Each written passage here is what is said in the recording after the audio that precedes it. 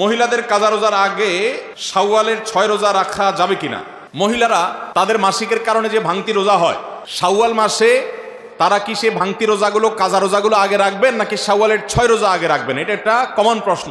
এই প্রশ্নের উত্তরে আমরা বলতে চাই, অনেক উলামা ইকরাম বলেছেন যে যেহেতু নবী করিম সাল্লাল্লাহু আলাইহি সাল্লাম শাওয়ালের 6 রোজার ফজিলত পাওয়ার জন্য রমজানের রোজা রাখাটাকে শর্ত দিয়েছেন এবং বলেছেন মান সামা রমাদান সুম্মা আতবাআহু সিত্তাম মিন শাওয়াল, যে ব্যক্তি রমজানের রোজা রাখলো এরপরে শাওয়ালে 6টা রোজা রাখলো, কানা কাসিয়ামিদ দাহার, সে সারা বছর রোজা রাখার সওয়াব পাবে। কিভাবে এই রোজা রাখার সওয়াব হয়? অনেক উলামা ইকরাম, অনেক বিশ্লেষকরা বলেছেন আল্লাহ তাআলা প্রতিটা আমলের বিনিময়ে কমপক্ষে 10 গুণ বাড়ান, কোনো ক্ষেত্রে আরো অনেক গুণ বাড়ান, দানের ক্ষেত্রে আরো কয়েকশো গুণ পর্যন্ত আল্লাহ বাড়ায় দেন। 10 গুণ করে যে বাড়াবেন, এই জন্য রমজানের 30 দিনে 30টা রোজা আর শাওয়ালের 6টা রোজা, মোট 36কে 10 গুণ দিলে 360, সারা বছর রোজা রাখার সওয়াব হয়। তো এই জন্য শাওয়ালের 6 রোজা রাখতে হবে। এখন কথা হলো, নবী সাল্লাল্লাহু আলাইহি সাল্লাম কিন্তু বলেছেন যে রমজান রোজা রাখলো এরপরে শাওয়ালের 6 রোজা রাখলো, তার জন্য সারা বছরের সওয়াব। তাহলে এখানে রমজান রোজা রাখার পরে 6 রোজা রাখার কথা বলা হয়েছে। এই জন্য অনেক উলামা ইকরাম বলেছেন মহিলারা তাদের ভাঙতি রোজাগুলো আগে রাখবে, তাহলে রমজান রোজা রাখা হয়ে গেল, এরপরে শাওয়ালের 6 রোজা রাখবে। এটা একটা মত। তবে আরেকটা মত হলো শাওয়ালের 6 রোজা যে ভাঙতি পড়েছে এর মানে এই না যে তিনি রমজান রোজা রাখেন না, তিনি রমজান রোজা রাখছেন। এগুলো তো আল্লাহর নির্দেশে, কারণ তিনি রাখতে পারেন না যেহেতু তিনি অসুস্থ মাসিক। তো এই জন্য তিনি এগুলো পরে রাখলেও শাওয়ালের 6 রোজার সওয়াব তিনি পাবেন।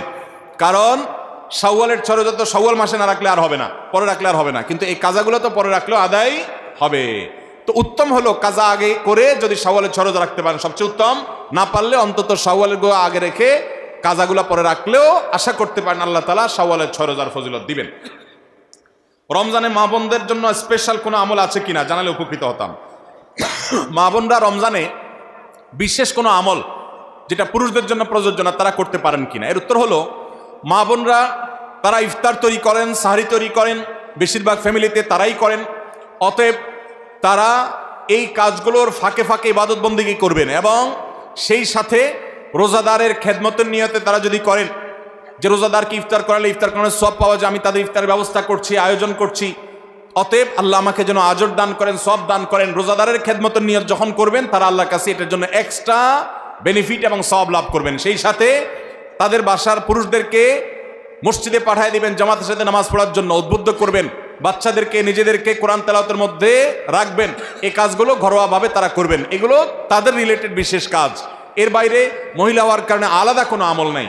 তবে আমাদের যে সমস্ত বোনরা রমজানে মাসিক অবস্থায় থাকেন, ওই অবস্থায় তারা কি আমল করবেন? সেই অবস্থায় তারা জিকির আজকার করতে পারেন, দোয়া দুরুদ পড়তে পারেন, ইস্তেগফার করতে পারেন, ইসলামিক বই পুস্তক পড়তে পারেন, তারপর রোজাদারের খেদমত সহ অন্যান্য কাজ তো করবেনই। আর যেগুলো তিনি করতে পারতেছেন না, নামাজ পড়তে পারতেছেন না, রোজা রাখতে পারতেছেন না, এগুলোর জন্য আল্লাহ তাআলার কাছে তিনি সুস্থ থাকলে যেহেতু করতেন, অতএব অটোমেটিক সওয়াব পেয়ে যাবেন। ছোট বাচ্চা থাকাকালীন যদি আবার বাচ্চা পেটে আসে তাহলে কি বাচ্চা নষ্ট করা যাবে? বাচ্চা নষ্ট করা যাবে না ভাই, এটা খুব জঘন্য অপরাধ। গর্ভস্থ সন্তান নষ্ট করা জাহিলি যুগের মানুষের দুঃস্বভাব, এটা যাবে না, এটা খুব হারাম, বড় ধরনের কবিরা গুনাহ। বাচ্চা আপনার যদি এরকম হয় যে একটা বাচ্চা আছে আর একটা বাচ্চা আল্লাহ তাআলা গর্ভে, মাতৃগর্ভে দিয়েছেন, অসতর্কতা বশত বা যেভাবে হোক আপনার হয়তো এখন বাচ্চা হলে সমস্যা হতো, তাও আল্লাহর ফয়সালা হয়ে গেছে, তাহলে আপনি এই অজুহাতে যে বাচ্চা আরেকটা আছে একটু কষ্ট হবে, এই ঠুনকো অজুহাতে আপনি গর্ভস্থ ভ্রূণ হত্যা করতে পারবেন না, সেটা আপনার জন্য জায়েজ হবে না। যদি এমন হয় যে এই গর্ভস্থ ভ্রূণ নষ্ট না করা হলে মায়ের জীবন রিস্কের মধ্যে পড়তে পারে এবং সে রিস্কটা ঠুনকো না, বরং বিশেষজ্ঞ ডাক্তারদের প্রায় সবাই একমত যেটা বড় ধরনের রিস্ক আছে মায়ের জীবনে, এরকম যদি হয় তাহলে সেক্ষেত্রে সেটা নষ্ট করতে পারবেন। তাও হার্টবিট আসার আগে আপনার মায়ের জীবন রক্ষার প্রয়োজনে সেটা করা যেতে পারে। আমার বাবা সিগারেট এবং বিভিন্ন ধরনের ধূমপান করে, আমার বাবা এই মাহফিলে আছেন, এগুলো আসক্ত থেকে মুক্ত পায় সে সম্পর্কে কিছু ব্যাখ্যা জানতে চাই। আলহামদুলিল্লাহ, আসামি নিয়ে হাজির বাপ ছেলে।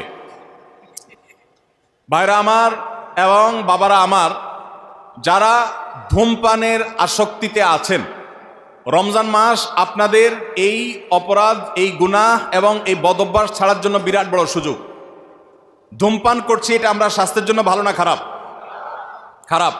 এটা আমাদের স্বাস্থ্যে, এর কারণে কোনো লাভ হয় না ক্ষতি হয়? শুধু স্বাস্থ্যের ক্ষতি না, এর কারণে মুখে যে দুর্গন্ধ হয়, তাতে আশেপাশে যে বিশ্রী একটা অবস্থা তৈরি হয়, নিজের দুর্গন্ধটা নিজে হাত দিয়ে একটু হাহা করে মাঝে মধ্যে একটু শোকার চেষ্টা করে নাক দিয়ে, নর্দমার ময়লার গন্ধটাও এর চাইতে সহনীয়। অতএব যারা ধূমপান করেন, আল্লাহর ওয়াস্তে এই নাজায়েজ এই গুনাহের কাজটা ছেড়ে দেন। আল্লাহ কোরআনে বলেছেন ওয়ালা তুলকু বিআইদিকুম ইলাত তাহলুকা, তোমরা নিজেদেরকে ধ্বংসের দিকে ঠেলে দিও না। আল্লাহ আরো বলেছেন লা তাকতুলু আনফুসাকুম, তোমরা নিজেদেরকে হত্যা করো না। বাংলাদেশে ক্যান্সারের রোগীর পরিমাণ কত জানেন? আমরা আমাদের ছোটবেলায় গোটা জেলার মধ্যে 2-4-5 জনের ক্যান্সারের সংবাদ শুনছি কিনা সন্দেহ। এখন প্রতিটা পরিবারে পরিবারে ক্যান্সারের রোগী।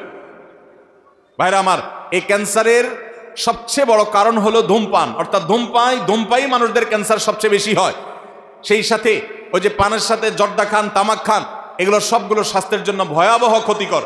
ভাইরা আমার, সেই জন্য ধূমপান আমরা পরিত্যাগ করব আল্লাহর জন্য এবং নিজে বাঁচার প্রয়োজনে।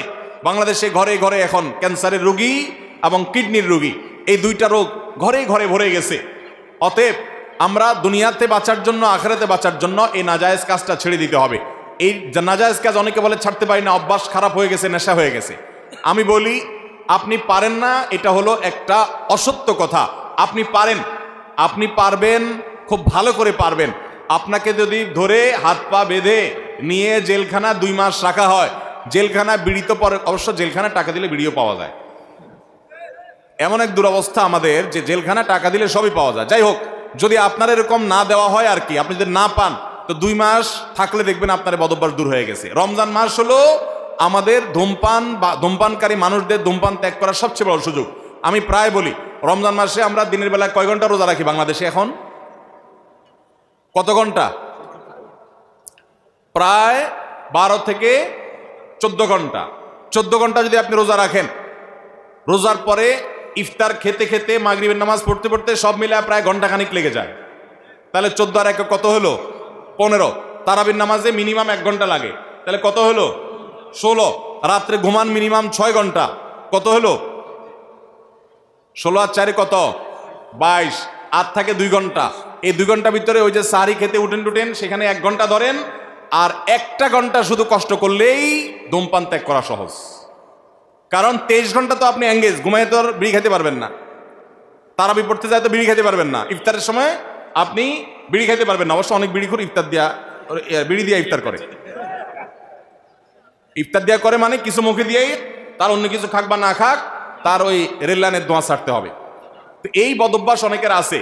বাকি বেশিরভাগ ক্ষেত্রে আপনি 23 ঘন্টায় এঙ্গেজ, শুধু 1টা ঘন্টা ইফতারের পর থেকে তারাবির পরে শোয়া পর্যন্ত এই টাইমটা কোনো রকম একটু কষ্ট মষ্ট করে ধৈর্য ধরে থাকেন, 30 দিন পরে দেখবেন বদভ্যাস দূর হয়ে গেছে ইনশাআল্লাহ। চেষ্টা করা যাবে না ইনশাআল্লাহ? অনেকে বিড়ি খাওয়া ছেড়ে গুল খাওয়া ধরে, আছে না নাই? বলে হুজুর এখন আর বিড়ি খাই না, এখন গুল খাই। আগে তামাক টান দিয়া ধোঁয়া খাইতাম, এখন ডাইরেক্ট তামাক খাই। প্রমোশন হয়েছে না ডিমোশন হয়েছে? আরো আল্লাহ আমাদেরকে এই সমস্ত গুনাহের কাজ ছাড়ার তৌফিক দান করুন। এই গুনাহের কাজ বদভ্যাস ছাড়বো তো ইনশাআল্লাহ। ভাইরা আমার, যারা বিয়ে করছেন আর বিড়ি সিগারেট খান, আপনার বউরে জিজ্ঞাসা করেন, আল্লাহর জমিনে বিড়ি খোরের বউ, সিগারেট খোরের বউ কখনো সিগারেট খোরের প্রতি সন্তুষ্ট থাকতে পারে না। আপনি শাড়ি চুড়ি দুনিয়া দিয়া ভরায় ফেলান, কিন্তু আপনার মুখের যে দুর্গন্ধ, এটা বেচারির জন্য জীবন্ত জাহান্নামের মতো। আল্লাহ তাআলা আমাদের এই নোংরা জিনিসটা ছাড়ার তৌফিক দান করুন। এটার জন্য সৎ সাহস লাগবে, সৎ সাহস। বলে হুজুর আমি পারি না। পারি না মানে? কোন দোস্তরে পুলিশ ধরে ভালো করে কয়েকটা মাইর দিছে, বলে দোস্ত এত মাইর দিলে তুই খাইলি কেমনে? বলে তোরে যদি ধরিয়া দিত তুইও পারতি। ঠেলা পড়লে সবাই পারে। অতএব হিম্মত করলে পারি না এমন কাজ খুব কম আছে। চেষ্টা করবো তো ইনশাআল্লাহ। আজকের মাহফিলে ধূমপান ত্যাগ করার নিয়ত করছেন আজকের আলোচনার পর, এমন কোন আল্লাহ বান্দা থাকলে হাত তোলেন। মাশাআল্লাহ মাশাআল্লাহ। আপনারা সবাই আগে ধূমপান করতেন, এখন হাত নামে গেছে। ওই যে টুপিওয়ালা ভাই, ওনাকে আপনারা বকতেছেন কেন? আপনি ধূমপান করবেন না? হ্যাঁ, আগে থেকে খান না? দূর ভাই, তো আপনি হাত তুলছেন কেন? ধূমপান কেউ ত্যাগ করার নিয়ত করছেন এমন কেউ আছেন? ওই ভাই ত্যাগ করছেন?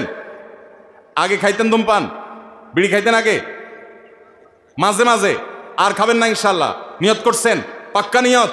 মাশাআল্লাহ, নারায়ে তাকবীর, নারায়ে তাকবীর।